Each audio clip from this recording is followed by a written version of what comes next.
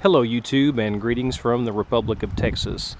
Today I wanted to make a video to show you some Intex Easy Set pool ideas that I had.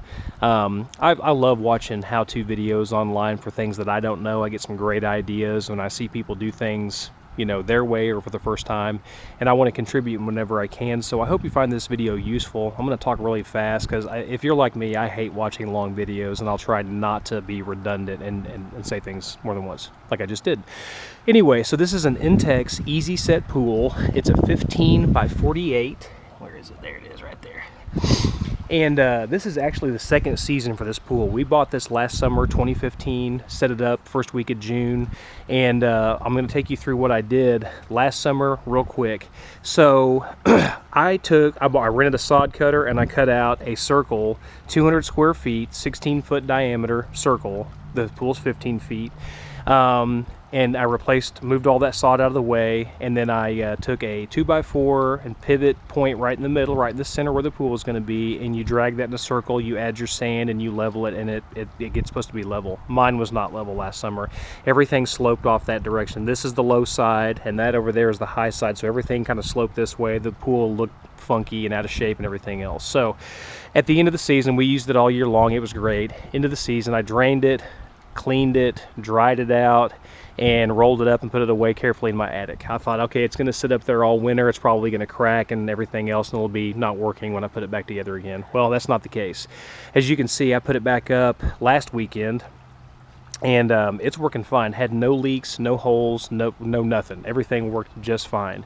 I'll tell you a couple of things that I did when I set it up the second time. Obviously, I took more time, and I leveled this ground perfectly. You can't tell right now because this is a GoPro camera, and so it's kind of got that fisheye lens, unless I kind of drop down and show you the level of the pool.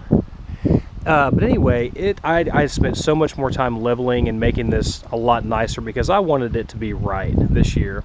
I also bought a new ground cover tarp. I didn't buy one from Intex. I bought one at Harbor Freight. It was the cheapest tarp they make, which was about the same quality you get with the pool. It's a 19 by 19 foot tarp, and I trimmed it obviously around, got it all put under the pool and everything else, and then filled the pool up, and it went up great. But I'm going to walk you around and show you a couple of other upgrades that I made to this thing that you may want to consider if you're going to do one of these pools, which I highly recommend. Over there is the ladder. That's just kind of where I kept it this year. That comes with the pool. You get the pool, the ladder, the hoses, the filter that comes with everything else. It was like $200. It was a great deal, and we're going to use it. Keep in mind, this pool holds almost 5,000 gallons of water. So it's super duper heavy. So you try to do this right the first time, okay? That's a lot of water to have going downhill if something comes loose. Just throwing that out there. In your pool, and this is going to be kind of for those first time people, you're going to want to get one of these, maybe 10 bucks. This is a floater, and it's distribute your chlorine. There's your tablets down in there. And you want to get one of those for your pool, and that's what you're going to want to use to put your chlorine in your pool, and it just kind of sits in there and does its thing. The other thing that I found was really handy last summer was this. This is one of the Intex pool skimmers, and it hooks up to one of your inlets down there, you can see, and it just takes the material off the top of the pool, anything bugs and stuff, and you may not be able to see that, but it's got a little layer of junk on there right now.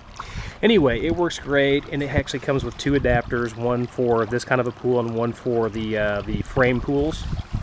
And it's working even better this summer because of a major upgrade that I did, which was this guy right here.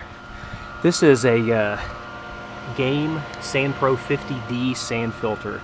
I'm going to talk about it in just a minute, but first I want to show you the pump and the filter that comes with the pool, and I've got it over here. It's this guy. If you've ever had one of these pools, you know what this is. This is the crystal clear cartridge filter that comes with it, and it's okay. It's not great. You definitely can use it. You're going to run this thing for 12 hours a day. If you use your pool every day, you're going to be running this thing almost non-stop when you're not in the pool, just to keep it clean, okay? But anyway, it's okay. It's got a little valve on the top of the lid that you can bleed the air off, and then those paper cartridges that you're going to rinse or replace or whatever. The best part about the whole thing is this cord is like 20-something feet long, so you can really plug it in, and it comes with its own reset box kind of thing, so if it trips, if something happens, it'll trip and it won't, you know, electrocute you. So that was the pump and filter that came with the pool, okay? And all that, like I said, was $200. This filter is the sand filter, obviously, and it was about 170 bucks. And I'm going to tell you right now, if you're considering doing this, just do it, okay? It comes with a 1/2 horsepower motor, it comes with the big sand filter, and then the 4-way valve, and then your little hair and lint trap, kind of a pre-filter basket, and I'll talk about that in just a minute. On the top, it comes with this 4-way valve. You've got your backwash, which is great. You've got your rinse, and then your actual filtration, which is what it's on right now, and your winterize. And you can use that winterize setting to actually pump your pool out at the end of the season. This is your backwash port, and it comes with a fitting that you can put on there, and you can put one of the roll-up backwash hoses on it, or you can put a different kind of hose on there. And it says to keep this plugged while you're filtering the pool, so that's why that's in there. You can just stick a screwdriver in here, wrench it off, take it off, whatever you want to do, okay? Also comes with a pressure gauge, and the pressure gauge is important because I think if read in the directions correctly, when the pressure starts to go up, that's when you know your sand's getting dirty, and that's when you're gonna clean it. And I'll talk about that too. So anyway, let me give you some tips. First of all, when you get this thing, it comes with 2 of these guys, 2 of the stainless steel pipe hose clamps. And I recommend buying hose clamps to replace all of these. You cannot use this here or there, because what happens is there's so much more pressure being developed by this this pump that it'll blow these things right off of it. So you definitely don't want to use them. Take the time, spend $2 or $3 and get some more stainless steel. I think I had to use 11 of these things to put on all my fittings, all my hose fittings, and it was well worth the time. When you get this thing out and you start putting it together, there's a roll of Teflon tape that comes with it, okay? And that's great, but go ahead and get a second roll of Teflon tape because you're gonna need it, all right? Put it on the threads of all of the connections, and I even put it on the slip connections before I put the hoses on there, because when I first put it together, it leaked. It leaked here, it leaked here, it leaked here, and it was just a mess. It even leaked where the pressure gauge was. Stopped, took everything apart, put Teflon tape, more Teflon tape on there, and then put the good hose clamps on there, and it really works great. There's not any wetness anywhere because there's no water coming out of this thing. It is tight as a drum. So if it leaks when you put it together, take a breath, calm down, you know, stop what you're doing, you know, take everything apart with the pump off, obviously, and then put some more Teflon tape on there, and put the O-rings in there too. Don't forget, it comes with a bunch of O-rings that help seat these fittings really well, okay? You can probably hear the motor running. It's really quiet. It's a 1/2 horsepower motor, and it comes with a 6-foot cord, which is kind of the drawback. So you're gonna have to use an extension cord or hardwire it, and I chose to use an extension cord. It says not to, and I did it anyway, and I'll show you how I did it. So this is the end of the cord, and I've actually got it threaded into this conduit. I think it's an inch and a half conduit that goes underground, and I'll show you where that goes. But anyway, inside this box, I threaded, you can either use the same size cord or a larger cord than the cord. Don't use a smaller one because that'll create resistance, which creates heat, which creates a fire. So larger or same size is fine, okay? Cut the end of the extension cord off, ran it into this box, put a new female receptacle on it, ran that cord in there, plugged everything in, and stuck it in the box, closed it up. That goes underground to here, which then it comes up to there. That was a security light. I took that down. I put a GFI outlet there with a weatherproof box, plugged everything in. Now, before you electrical wizards get all over me, I am probably going to go back and run conduit up here. Okay, this was what I did last summer, and I've been thinking about it for the last year, so I may go back and redo that, and that's probably going to be the better solution. But anyway, it's working fine right now. I wanted to keep the cords out of the way so we weren't tripping all over them. Let me talk about the pump and the filter real quick. You've got this pre-filter right here that is for hair and things like that before it goes into the sand filter.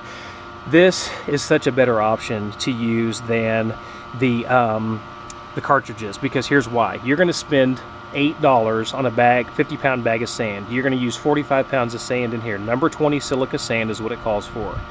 When you get the sand put in here, you're going to rinse the sand with the filter.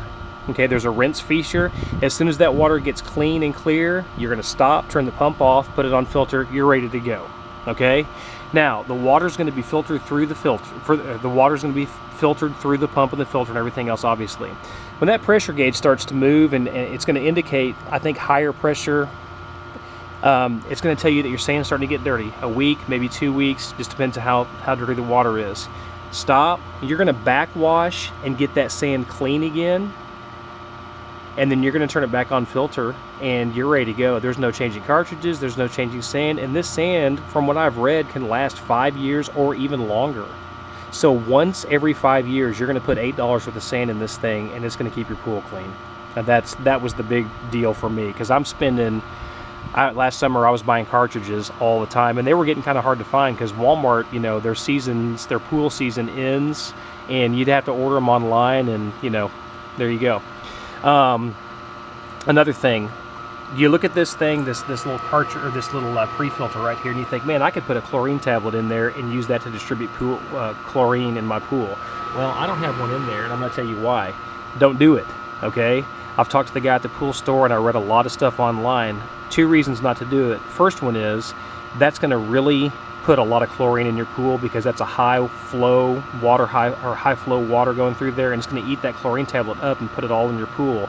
But the number one reason is, if you let that water sit in there overnight with your pump off and a chlorine tablet in there, it's going to ultra saturate that water with chlorine, and it's going to send it through your pump when you turn it back on. And anything that's kind of delicate in there that could be rusted, corroded, or eaten up by high concentration chlorine, I mean, that's what's going to happen. So use the floater. Do not use this to put chlorine in your pool. Okay, I know that you want to have that pro setup, and you don't want to be messing with the floater, and you don't want to have to worry about taking it out when you're swimming, but just don't do it. Okay, it's bad for your pump, it's bad for your pool. Remember, your liner can't take high concentrations of chlorine either, so when you shock it, you got to use kind of a no chlor shock, and you have to really take care of your, you know, your big blue baby right here to make sure that it lasts a long time. Okay, take the time and the expense and put stainless steel hose hose clamps on all of your fittings, not just on the pump. But this is high pressure also. This is the suction side, and just make sure you do it right, and it'll last a long time. Don't use, some of you are thinking, I'm going to hard PVC that. I'm going to use hard PVC. Well, think about it. When you get in there and you start bouncing around, this has got to flex and move, and PVC doesn't flex and move. So use the flexible hoses and all this sort of stuff. Show you one last thing before I turn this off. There's the water coming out of there, high flow. I mean, it's got good pressure. You can vacuum with this pump. It's got such good suction, you can use it to vacuum your pool, which is, you couldn't do that with the old one. That water's nice and clear and clean. Too cold to swim in right now. But anyway, guys and ladies, I hope that you've enjoyed this video. I hope you can pull something good from this and use this. This will be the best investment you've made. It's not permanent, so if you want to sell your house one of these days, this will be a great solution for you, because you can have a swimming pool. You can feel like a rich person with your own pool in your backyard. Your wife will love it, your kids will love it, you'll have a great time, and you know, it's a nice little hobby to have something to do in the summertime. They say a person with a swimming pool doesn't need a hobby. So there you go. I wish you the best of luck, and if you have any questions or comments, please feel free to leave those in that section. Thanks for watching.